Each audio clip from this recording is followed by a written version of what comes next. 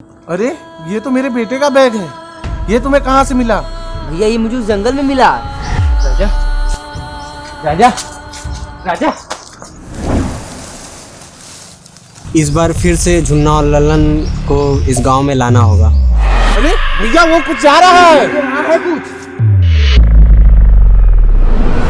वो हमसे बचेगा नहीं और हम उसका डट कर मुकाबला करेंगे। लेकिन एक बात हमेशा याद रहे, हाँ जुन्ना, वो खूंखार भी हो सकता है।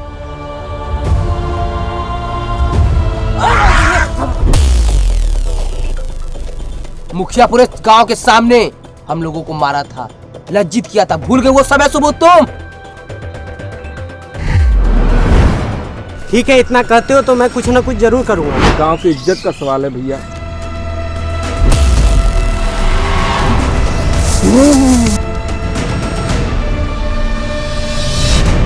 भैया क्या बताएं, गांव वालों को आप लोग से ही उम्मीद है।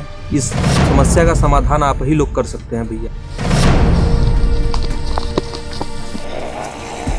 गांव में ज्यादा किसी को ना पता चले कि झुन्ना ललन आए हुए हैं।